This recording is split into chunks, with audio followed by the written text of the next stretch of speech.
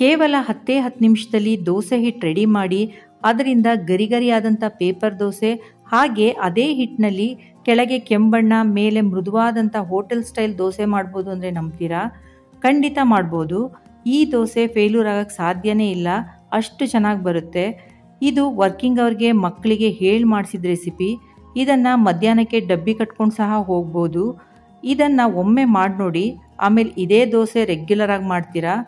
ಬನ್ನಿ ನೋಡೋಣ 10 ನಿಮಿಷದಲ್ಲಿ ಹೇಗೆ ಮಾಡೋದು ಅಂತ. Welcome to my channel Tara on point. ನಾನಿಲ್ಲಿ 1 ಕಪ್ಪಷ್ಟು ಉಪ್ಪಿಟ್ಟು ರವೆ ತಗೊಂಡಿದ್ದೀನಿ. ಚಿರೋಟಿ ರವೆ ಬೇಕಾದರೂ ಯೂಸ್ ಮಾಡ್ಬೋದು. ಇದಕ್ಕೆ 1/4 ಕಪ್ಪಷ್ಟು ಅವಲಕ್ಕಿ ಹಾಕ್ಕೊಳ್ಳಿ. ಇವೆರಡನ್ನು ಮಿಕ್ಸರಲ್ಲಿ ಸ್ವಲ್ಪ ಹೊತ್ತು ಗ್ರೈಂಡ್ ಮಾಡ್ಕೊಳ್ಳಿ. ಅಂದರೆ ಅವಲಕ್ಕಿ ಗ್ರೈಂಡ್ ಆಗಬೇಕಂದ್ರೆ ನುಣ್ಣಗಾಗಬೇಕು. ಹಾಗೆ ರವೆ ನುಣ್ಣಗಾಗಿಲ್ಲ ಅಂದರೂ ಪರವಾಗಿಲ್ಲ, ಆದರೆ ಅವಲಕ್ಕಿ ನುಣ್ಣಗಾಗಬೇಕು, ಆ ರೀತಿ ಪುಡಿ ಮಾಡ್ಕೊಳ್ಳಿ. ನಾನಿಲ್ಲಿ ಚಿಕ್ಕ ಜಾರ್ ತೊಗೊಂಡಿದ್ದೆ, ಅದು ಸಾಕಾಗಲ್ಲ ಅಂತ ದೊಡ್ಡ ಜಾರಿಗೆ ಹಾಕ್ಕೊಂಡಿದ್ದೀನಿ. ಈಗ ಅದಕ್ಕೆ 1 ಕಪ್ಪಷ್ಟು ಮೊಸರು ಹಾಕ್ಕೊಳ್ಳಿ.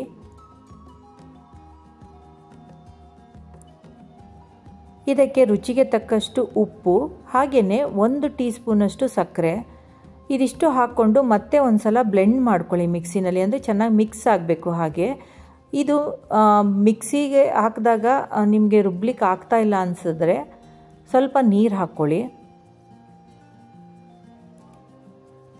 ಇಲ್ಲಿ ನಾವು ರವೆ ನುಣ್ಣಗೆ ಮಾಡಬೇಕಾಗೇನಿಲ್ಲ, ಆದರೆ ಎಲ್ಲನೂ ನೀಟಾಗಿ ಮಿಕ್ಸ್ ಆಗಬೇಕಷ್ಟೇ.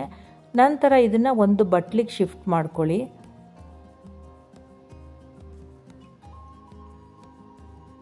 ಈಗ ಇದನ್ನು ಸುಮಾರು ಒಂದು 10 ನಿಮಿಷ ಇಟ್ಟರೆ ಸಾಕು. ಅದು ರವೆ ಸ್ವಲ್ಪ ನೆನೆಯುತ್ತೆ. ಅಷ್ಟರೊಳಗಡೆ ನಾವು ಚಟ್ನಿಗೆ ರೆಡಿ ಮಾಡ್ಕೊಳ್ಳೋಣ.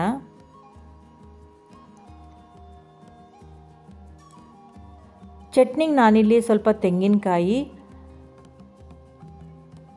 ಒಂದು ಸ್ವಲ್ಪ ಹುಣಸೆ ಹಣ್ಣು, ಒಂದೇ ಒಂದು ಎಸಳು ಬೆಳ್ಳುಳ್ಳಿ, ಸ್ವಲ್ಪ ಕೊತ್ತಂಬರಿ ಸೊಪ್ಪು, 2 ಹಸಿಮೆಣಸಿನಕಾಯಿ, ಹಾಗೆಯೇ ಒಂದು ಸ್ವಲ್ಪ ಹುರಿಗಡಲೆ ತೊಗೊಂಡಿದ್ದೀನಿ. ಇದು ಇಬ್ಬರಿಗಾಗಷ್ಟು ಚಟ್ನಿ ಮಾಡ್ತಾ ಇರೋದು. ನೋಡಿ ಇಲ್ಲಿ ಈಗ 10 ನಿಮಿಷಕ್ಕೆ ದೋಸೆ ಹಿಟ್ಟು ರೆಡಿಯಾಗಿದೆ.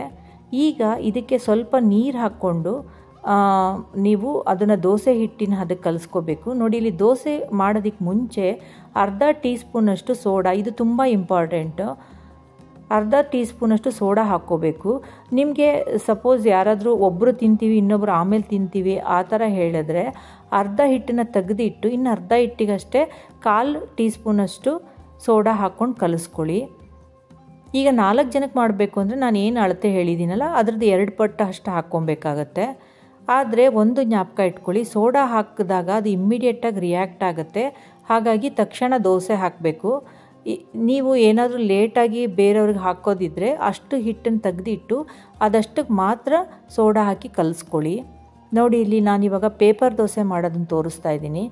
ದೋಸೆ ಮಾಡಬೇಕಾದ್ರೆ ಯಾವಾಗಲೂ ಹಂಚು ಡ್ರೈ ಇರಬೇಕು, ಅಂದರೆ ಎಣ್ಣೆ ಸ್ವಲ್ಪನೂ ಇರಬಾರ್ದು. ಹಾಗೆ ಅದನ್ನು ಯಾವುದಾದ್ರೂ ಪೇಪರಲ್ಲಿ ಅಥವಾ ಬಟ್ಟೆನಲ್ಲಿ ಒರೆಸ್ಕೊಳ್ಳಿ. ಎಷ್ಟು ಸಾಧ್ಯ ಆಗುತ್ತೋ ಅಷ್ಟು ತೆಳ್ಳಗೆ ನೋಡಿ ಹಾಕ್ಕೊಳ್ಳಿ. ಈ ರೀತಿ ಇದೇ ಹಿಟ್ಟಲ್ಲಿ ನಾನು ಮೃದುವಾದ ದೋಸೆ ಮಾಡೋದು ಸಹ ತೋರಿಸ್ಕೊಡ್ತೀನಿ. ಈಗ ನಾನು ಮಾಡ್ತಾ ಇರೋದು ಪೇಪರ್ ದೋಸೆ, ತುಂಬ ಚೆನ್ನಾಗಿ ಬರುತ್ತೆ. ಈಗ ಇದಕ್ಕೆ ಮೇಲಿಂದ ಒಂದು 2 ರಿಂದ 3 ಟೀ ಸ್ಪೂನಷ್ಟು ಎಣ್ಣೆ ಹಾಕ್ಕೊಳ್ಳಿ.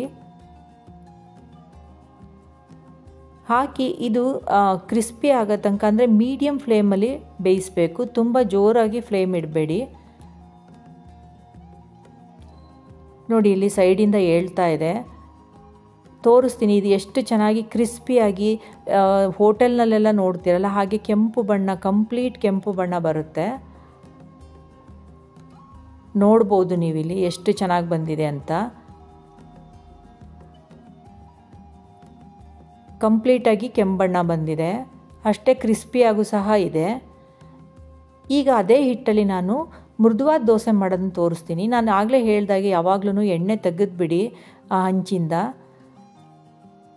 ನೋಡಿ ಇಲ್ಲಿ ಹಿಟ್ಟು ಸ್ವಲ್ಪ ಹಾಕ್ಕೊಂಡು ಇದನ್ನು ತುಂಬ ದೊಡ್ಡದು ಮಾಡಬೇಡಿ, ಸ್ವಲ್ಪನೇ ಹರಡಬೇಕಾಗತ್ತೆ. ನೋಡಿ ಇಲ್ಲಿ ಎಷ್ಟು ಚೆನ್ನಾಗಿ ಜಾಲಿ ಬರ್ತಾ ಇದೆ, ಅಂದರೆ ಅದರೊಳಗಡೆ ಹೋಲ್ಸ್ ಎಷ್ಟೊಂದು ಚೆನ್ನಾಗಿ ಬರ್ತಾ ಇದೆ ಅಂತ. ಇದನ್ನು ಒಂದೇ ಸೈಡಿಗೆ ಬೇಯಿಸಬೇಕು, ಅಂದರೆ ಮುಚ್ಚಿ ಬೇಯಿಸಿ ಒಂದು ಸೈಡಿಗೆ ಮಾತ್ರ. ನಾನಿಲ್ಲಿ ಎಣ್ಣೆ ಹಾಕೋದು ಮರ್ತಿದ್ದೆ, ಆಮೇಲೆ ಹಾಕ್ತಾಯಿದ್ದೀನಿ. ನೀವು ಮುಚ್ಚೋದಕ್ಕೆ ಮುಂಚೆನೇ ಎಣ್ಣೆ ಹಾಕಿದ್ರೆ ಚೆನ್ನಾಗಿ ಬರುತ್ತೆ. ಇನ್ನೂ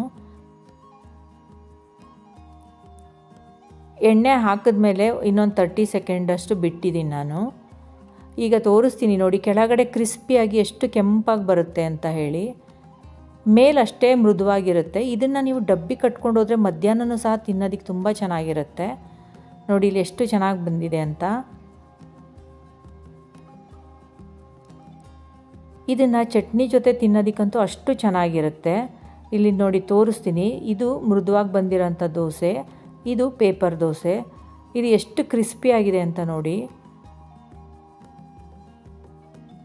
ಅದರಲ್ಲೂ ಈ ರೀತಿ ತೆಂಗಿನಕಾಯಿ ಚಟ್ನಿ ಜೊತೆಗೆ ತುಂಬಾ ಚೆನ್ನಾಗಿರುತ್ತೆ ತಿನ್ನಲಿಕ್ಕೆ. ಇದಕ್ಕೆ ಯಾವುದೇ ರೀತಿ ಕಾಂಬಿನೇಷನ್ ಬೇಕಾದ್ರೂ ನೀವು ಮಾಡ್ಕೊಬೋದು.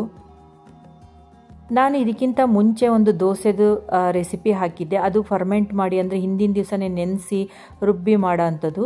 ಇದು ಆದರೆ 10 ನಿಮಿಷದಲ್ಲಿ ಮಾಡ್ಬೋದು, ಬಟ್ ಟೇಸ್ಟ್ ಅಂತೂ ತುಂಬ ಚೆನ್ನಾಗಿರುತ್ತೆ. ನಾನು ಜಾಸ್ತಿ ಇದನ್ನೇ ರೆಗ್ಯುಲರಾಗಿ ಮನೆಯಲ್ಲಿ ಮಾಡ್ತಾಯಿರ್ತೀನಿ, ಯಾಕೆಂದರೆ ತುಂಬ ಬೇಗ ಮಾಡ್ಬೋದು ಕೂಡ. ನೋಡಿ ಇಲ್ಲಿ ಎಷ್ಟು ಸಾಫ್ಟಾಗಿ ಬಂದಿದೆ ಅಂತ ಈ ದೋಸೆ. ನೀವೆಲ್ಲ ಒಂದು ಸಲ ಟ್ರೈ ಮಾಡಿ ಹೇಗೆ ಬಂತು ಅಂತ ಹೇಳಿ. ನಿಮಗೆಲ್ಲ ಈ ರೆಸಿಪಿ ಇಷ್ಟ ಆಯಿತು ಅಂದರೆ ಲೈಕ್ ಮಾಡಿ, ಶೇರ್ ಮಾಡಿ, ಹಾಗೆಯೇ ಸಬ್ಸ್ಕ್ರೈಬ್ ಆಗಿ. Thank you for watching.